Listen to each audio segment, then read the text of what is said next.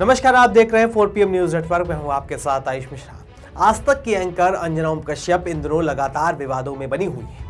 एक तरफ जब नीट पेपर लीक मामले को लेकर छात्रों और यूट्यूब के टीचर्स के द्वारा मोदी सरकार को कटघरे में खड़ा किया जा रहा था और जमकर विरोध प्रदर्शन किया जा रहा था, तो इस दौरान अंजना ओम कश्यप अचानक से अपने प्रोग्राम में यूट्यूब टीचर्स के ऊपर भड़क उठती हैं और उन्हें कौड़ी का बता देती हैं। इतना ही नहीं, जब उन्हें टीचर्स की तरफ से करारा जवाब मिलता है तो मैडम 2 करोड़ रुपए का मानहानि का केस ठोक देती है। लेकिन अब अंजना ओम कश्यप ने ईरान को लेकर ऐसी फेक न्यूज चलाई कि उसको लेकर ईरानी दूतावास ने पलटवार करते हुए जोरदार जवाब देते हुए भयंकर बेइज्जत कर दिया है। तो क्या है पूरा मामला, जिसके बाद एक बार फिर से अंजना ओम कश्यप की भारी फजीहत हो गई है, बताएंगे आपको इस रिपोर्ट। दरअसल आज तक की एंकर अंजना ओम कश्यप ने अपने prime time show black and white में एक खबर चलाई थी, जिसमें उन्होंने दावा किया था कि युद्ध के संकट और भयंकर महंगाई के चलते ईरान में लोग दाने दाने को मोहताज हैं। इतना ही नहीं, उन्होंने ये भी बताया था कि वहाँ राशन व रोटी तक के लिए लोग लोन ले रहे हैं और EMI पर गुजारा करना पड़ रहा है। उन्होंने बिना किसी तथ्य को जांचे ये भी कह दिया कि ईरान के लोग घरेलू सामान नहीं खरीद पा रहे हैं और पुराने सामान की मांग 40 से 60% बढ़ गई है। तो वहीं अब अंजना ओम कश्यप ने जिस तरह से युद्ध से जूझ रहे ईरान को लेकर फॉल्स न्यूज बताई और जिस तरह से अपमानजनक शब्दों का प्रयोग किया है, उसको लेकर ईरानी दूतावास की तरफ से कड़ी आपत्ति जताई गई है और इस खबर को सिरे से खारिज करते हुए इसे पूरी तरह से निराधार और फर्जी करार दिया है। ईरानी दूतावास ने खबर का स्क्रीनशॉट शेयर करते हुए अंजना की तस्वीर के ठीक ऊपर फॉल्स न्यूज का स्टैंप लगा दिया है। इसके साथ ही गोदी मीडिया को एक लंबा चौड़ा जवाब भी दिया है। ईरानी दूतावास ने इंग्लिश में जो पोस्ट किया है उसका हिंदी अनुवाद हम आपको बता देते हैं। उन्होंने लिखा कि भारत में स्थित इस्लामिक रिपब्लिक ऑफ ईरान का दूतावास ईरान की आर्थिक स्थिति और आवश्यक वस्तुओं एवं सार्वजनिक जरूरतों की आपूर्ति में कथित कठिनाइयों के संबंध में कुछ मीडिया आउटलेट्स द्वारा प्रसारित रिपोर्टों और दावों को स्पष्ट रूप से खारिज करता है। यह जोर देकर कहा जाता है कि 3 युद्धों और ईरान राष्ट्र पर व्यापक दबाव के बावजूद आज तक आवश्यक वस्तुओं या बुनियादी जरूरतों की कोई कमी नहीं हुई है। राष्ट्रपति डॉक्टर मसूद पेजेश्कियन के नेतृत्व में इस्लामिक रिपब्लिक ऑफ ईरान की सरकार के प्रभावी उपायों और जिम्मेदार प्रबंधन के कारण देश को आवश्यक वस्तुओं की खरीद, आपूर्ति व वितरण सामान्य स्तर और निर्बाध रूप से जारी है। इस्लामिक रिपब्लिक ऑफ ईरान का दूतावास सम्मानित भारतीय मीडिया संगठनों से यह भी आग्रह करता है कि वे ईरान से संबंधित समाचार और रिपोर्ट विश्वसनीय, आधिकारिक और सत्यापित स्रोतों से प्राप्त करें और प्रसारित करें। इस संबंध में यह याद रखना चाहिए कि ईरान इंटरनेशनल एक मीडिया आउटलेट है जो ईरानी जनता के विरोधियों और शत्रुओं से संबंध है और ईरान विरोधी राजनीतिक एजेंडों से जुड़े विवादपूर्ण कथनों को प्रसारित करने का इसका लंबा इतिहास है।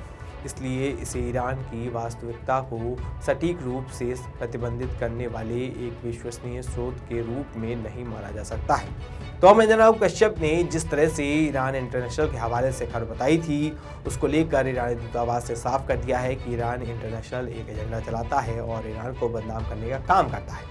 तो अब ईरानी दूतावास ने जिस तरह से जोरदार जवाब देते हुए अंजना ओम कश्यप की खबर को पोस्ट करते हुए उसे फॉल्स न्यूज बताया है, इसको लेकर अब अंजना ओम कश्यप की एक बार फिर से बेइज्जती हो गई है। आज सत्ता की आंखों में आंखें डालकर पत्रकारिता करना मुश्किल हो गया है।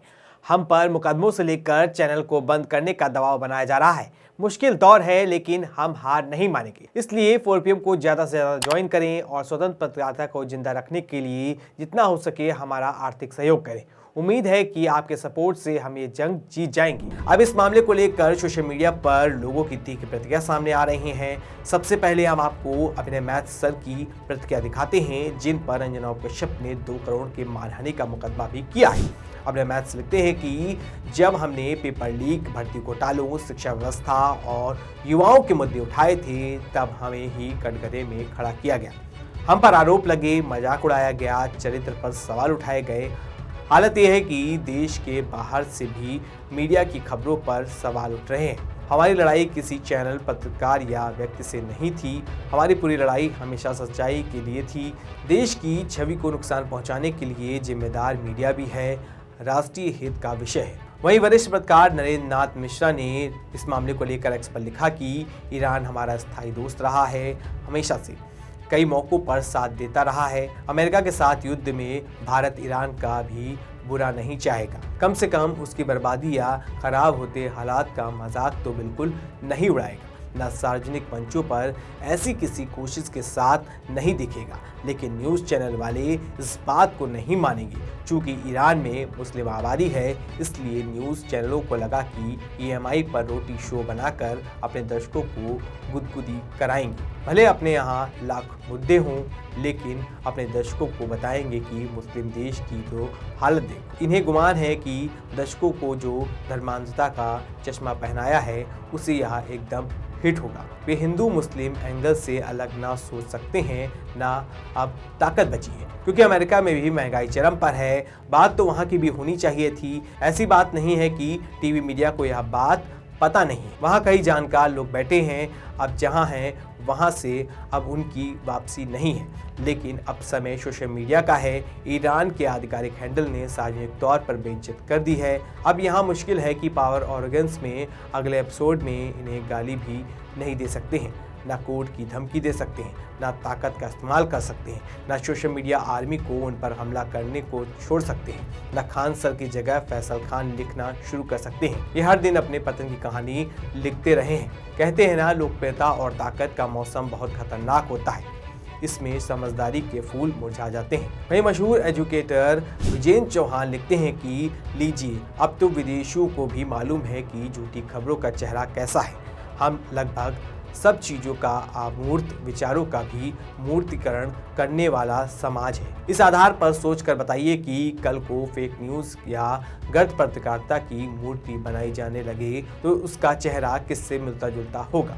जैकी यादव नाम के यूजर लिखते हैं कि कुछ सालों पहले 2000 के नोटों में चिप की झूठी खबरें चलाने वाले लोग अब ईरान में EMI पर रोटी खाने की झूठी खबरें चला रहे हैं, जिसे ईरान एम्बेसी ने सिरे से खारिज कर दिया है। पहली झूठी खबर को लेकर अपने देश में ही तू होती थी, लेकिन अब अंजना कश्यप जी ने इस बार इंटरनेशनल लेवल की बेइज्जती कराई है। इतना बड़ा संस्थान जिसे करोड़ों लोग देखते होंगे, लेकिन ऐसी खबरें चलने के बाद उसकी विश्वसनीयता का क्या। अंजना कश्यप शिक्षकों को दो कौड़ी का बोलती थी कि उन्हें कुछ नहीं पता होता, लेकिन यहाँ मामला एकदम उल्टा पड़ गया। तो अंजना कश्यप के ईरान को लेकर चलाई गई फॉल्स न्यूज़ मामले को लेकर देश नहीं विदेश में भी भारी बेइज्जती हो रही है। इस मामले को लेकर लोगों की तीखी प्रतिक्रियाएं सामने आ रही हैं और लोग यहाँ तक कह रहे हैं कि क्या अंजना कश्यप ईरान पर भी मानहानि का मुकदमा करेंगी। तो इस मामले को लेकर अंजना कश्यप चौतरफा घिर गई हैं और उनके इस कृत्य ने देश को शर्मसार करने का काम किया है। वैसे आपकी इस खबर को लेकर क्या राय है, हमें कमेंट करके ज़रूर बताएं। ऐसी तमाम खबरों के लिए बना रही 4PM UP के साथ। धन्यवाद।